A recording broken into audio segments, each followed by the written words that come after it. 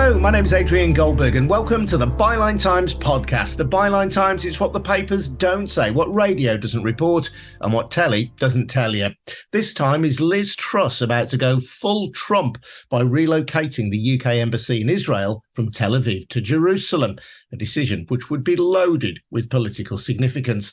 The PM told her Israeli counterpart Yair Lapid at the UN summit in New York last month that a move was under consideration. The proposal has been condemned both nationally and internationally, with the Archbishop of Canterbury, Justin Welby, this weekend warning that it could damage peace prospects. We'll be hearing from former diplomat Alexandra Hall Hall.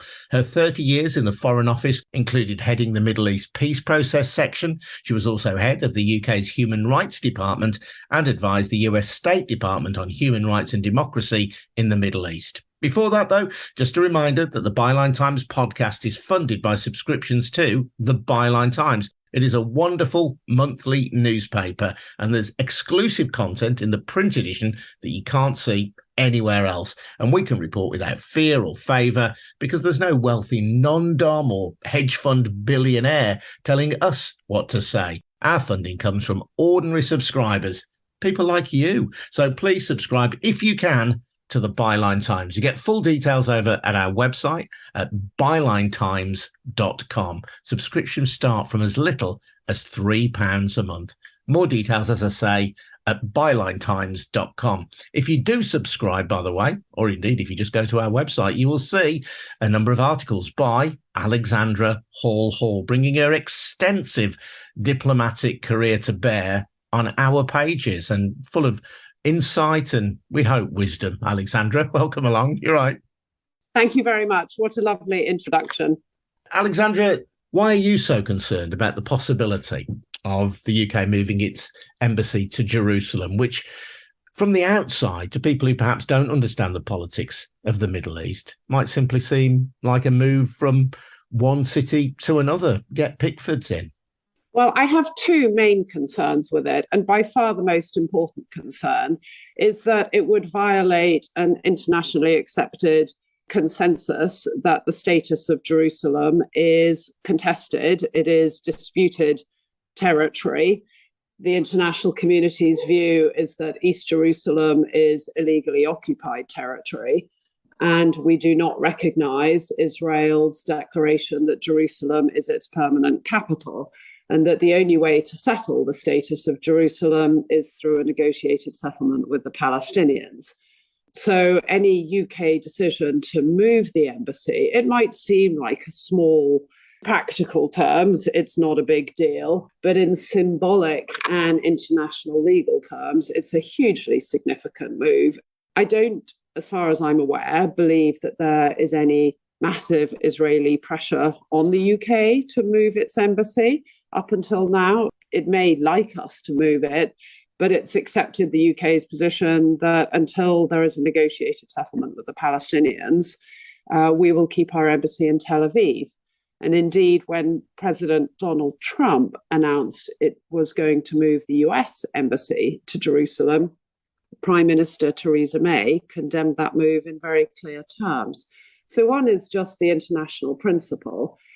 The second issue really is, why make this move? I mean, Prime Minister Truss has sort of badged herself as the disruptor in chief, and she's certainly achieving plenty of disruption on the domestic front. But why stir up this diplomatic hornet's nest internationally? And she herself has been very, very clear about the need to uphold international law with regard to Russia's illegal invasion of Ukraine. So why violate those same principles and stir up a hornet's nest in the Middle East? So those are really my two main concerns. Donald Trump, as you say, organised the relocation of the US embassy. I think he announced it in 2017, and the US embassy did move to Jerusalem in 2018 on the 70th anniversary of the founding of the State of Israel. And I guess for people in Palestine who are not Jewish and who may resist the Jewish state, this could be seen as an act of provocation. Well, I think it's really rather of a betrayal, to be perfectly frank. The UK has always tried to pitch itself as an honest broker in the Middle East, that is not afraid to criticize Israel over some of its actions in the occupied territories. In fact, its continued occupation of those territories, the building of settlements, excessive force against Palestinians. I mean, when you read the papers, it is actually really depressing and sad just to read the sort of daily litany of clashes between young Palestinian teenagers throwing stones at Israelis and then them getting shot in return. It's incredibly sad. But the UK has also not been afraid to criticize the Palestinians for failing to engage in good faith or condemning rocket attacks from Gaza. And the UK has really tried to position itself as an honest broker, not least, I would argue, to compensate for the fact that it was a set of British decisions around World War I that laid the seeds for the current conflict, because the British pledged in the Balfour Declaration that the Jewish people should be allowed to establish a home in what was then Palestine under Ottoman rule. But they also promised the Arabs that if the Arabs supported them in helping defeat the Ottoman Empire, the British would support the establishment of an Arab state in the same territory.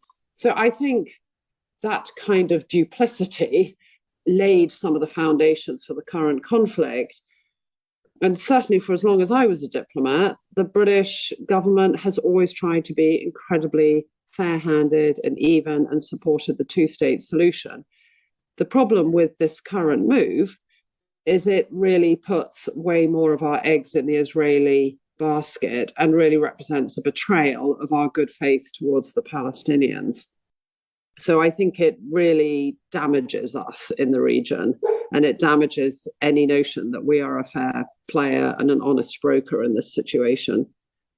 A group of Arab countries who operate under the banner of the Gulf Cooperation Council, with whom the UK had hoped to sign a post-Brexit trade deal, have said that Truss's plan could jeopardise that. So again, you just scratch your head and think, well, we're in this post-Brexit world. The UK then has the freedom, in inverted commas, to go out and strike trade deals globally, but it takes an unforced stand, or potentially takes an unforced stand on this international issue, which could backfire.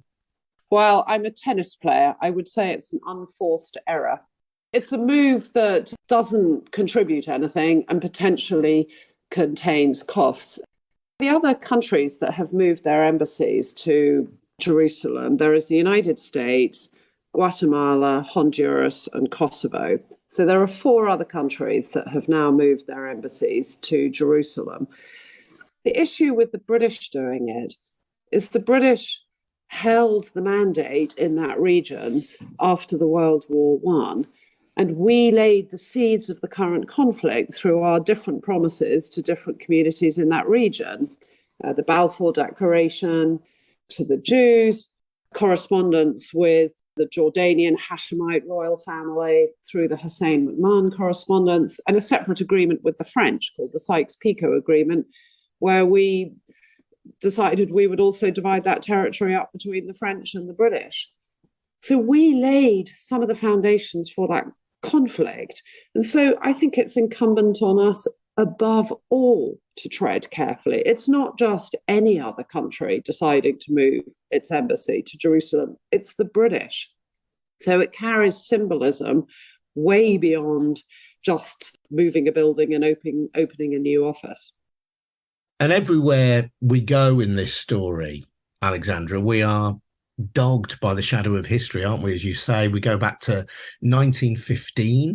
This is the Sykes-Picot Agreement. So Britain and France agrees to split the land that is modern-day Israel and the land that would be called Palestine. Britain and France agreed to chop that up as imperial powers between each other.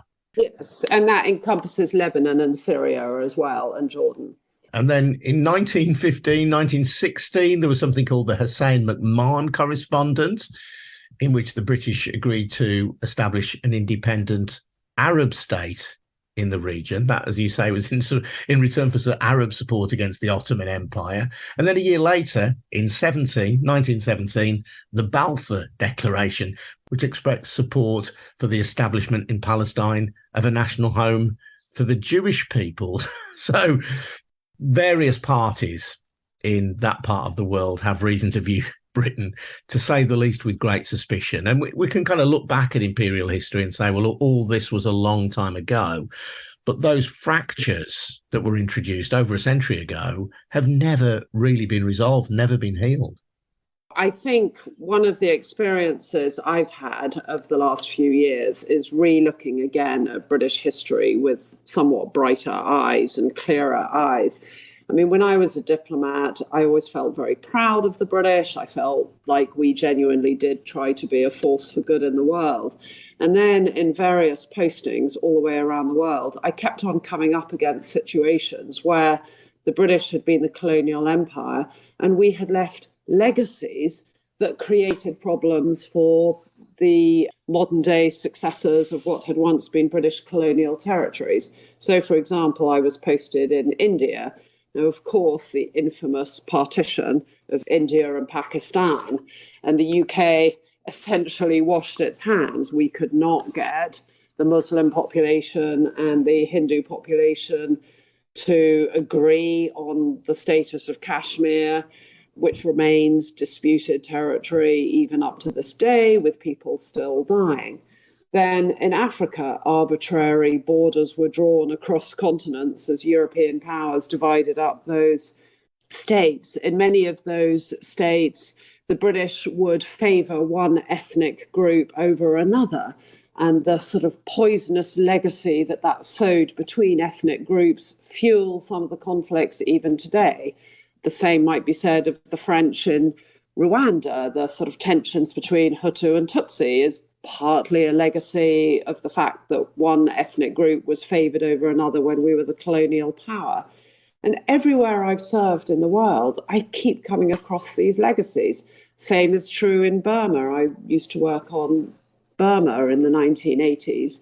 And of course, that's a sort of tragic country where there have been tensions for 30 or 40 years between the ethnic Burman majority and a succession of minorities, the Kachin, the Karen, the Shan, and other ethnic minorities.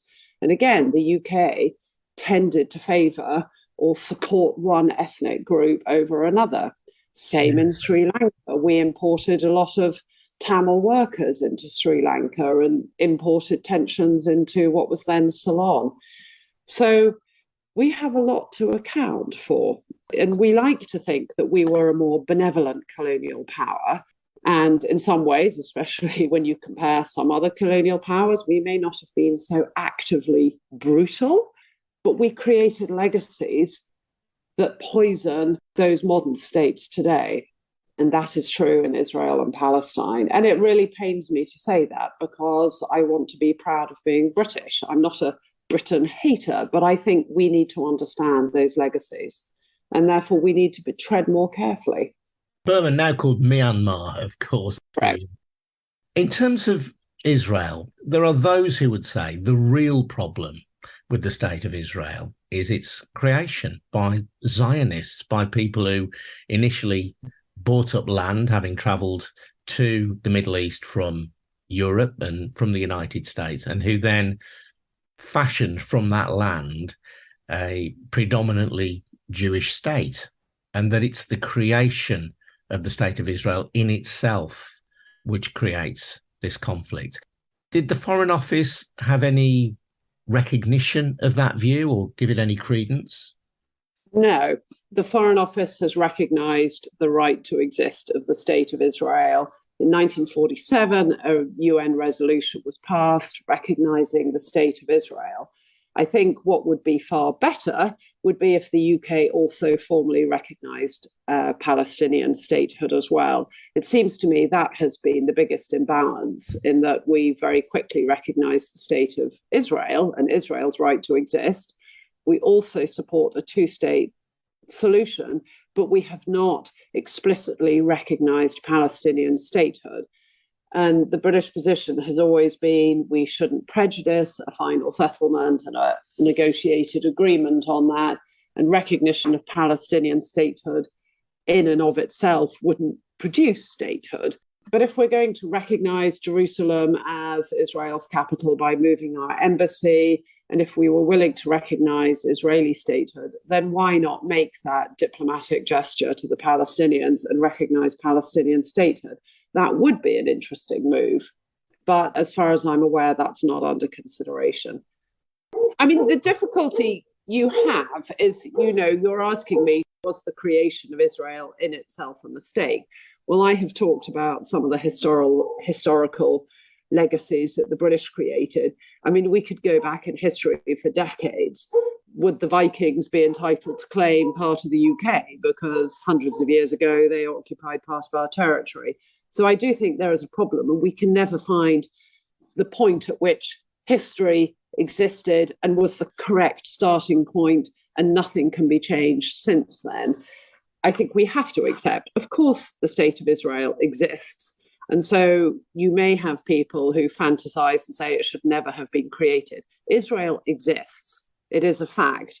And given what happened in the Second World War, I think it would be completely morally abhorrent and repugnant to deny the legitimacy of Israel and the importance of a homeland for the Jewish people. It's the failure to make real a state for the Palestinians.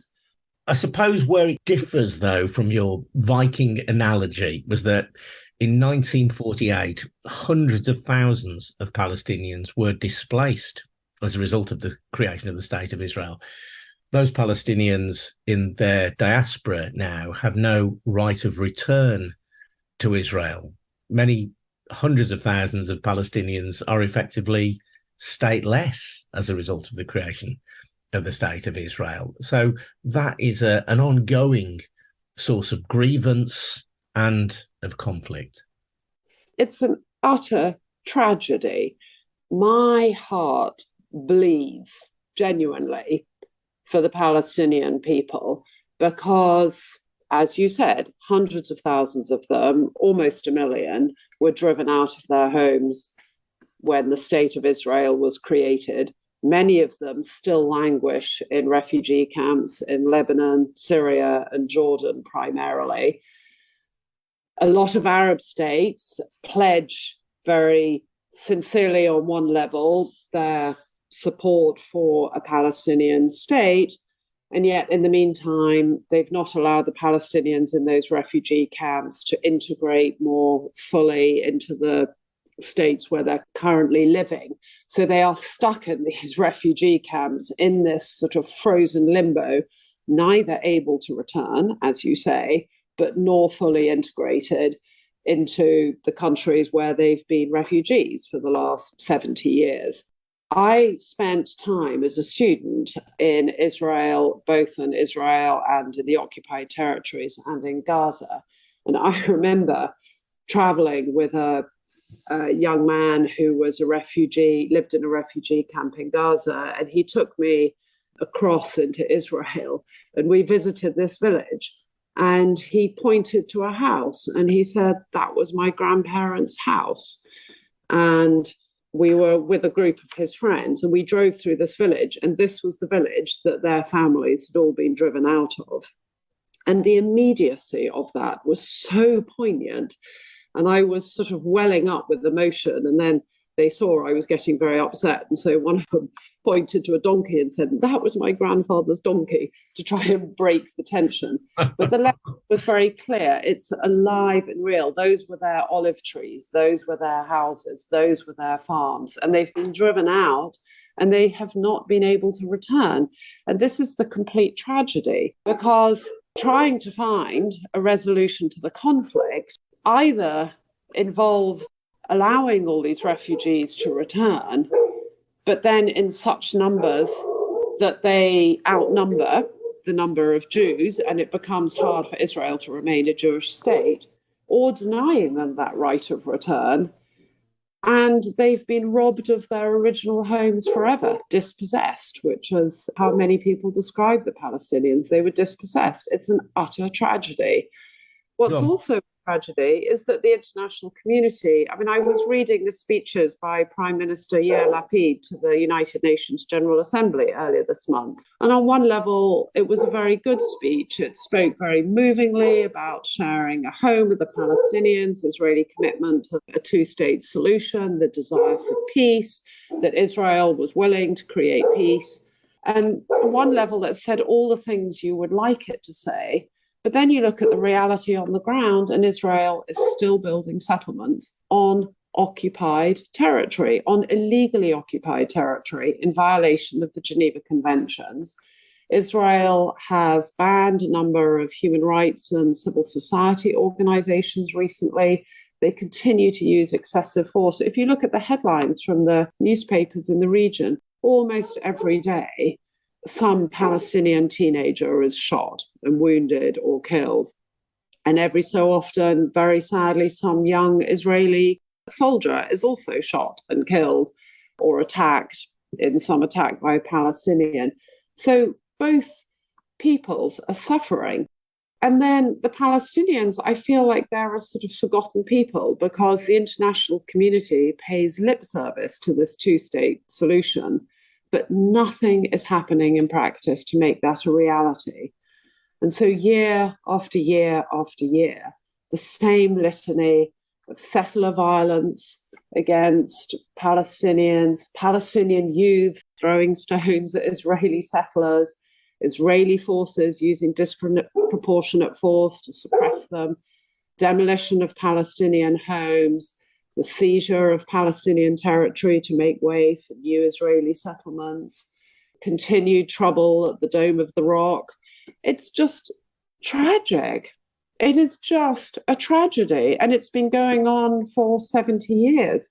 And I look at the live conflict in Ukraine today, and I think the international community, including the UK, has been wonderful in its support for Ukraine. I hope we keep supporting Ukraine, and I hope we continue to supply them with arms and condemn Russia's actions there.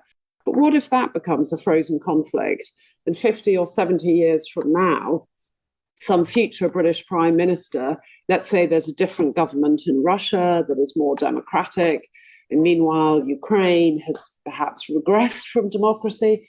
Will some future British Prime Minister decide it's no longer convenient to condemn Russia's annexation of Crimea? Maybe we'll just recognize Crimea because we want a trade deal with Russia. I mean, these principles really matter. Alexandra, thank you very much indeed. That's Alexandra Hall. Thanks to her. Thanks to the dog as well, Alexandra, which gets royally entertained during your conversation. That's Alexandra Hall. Sorry? I have 3 dogs and I threw them all outside, but they are woofing at people walking by. I'm sorry. They were welcome guests, and so were you. Thank you, Alexandra. I'm Adrian Goldberg. This has been the Byline Times podcast. Don't forget to subscribe to the Byline Times, because in so doing, you'll get a brilliant monthly newspaper. You'll also help to fund this podcast. Get full details over at bylinetimes.com. That's at bylinetimes.com. I'll see you again soon. Thanks for listening now. Cheers. Bye-bye.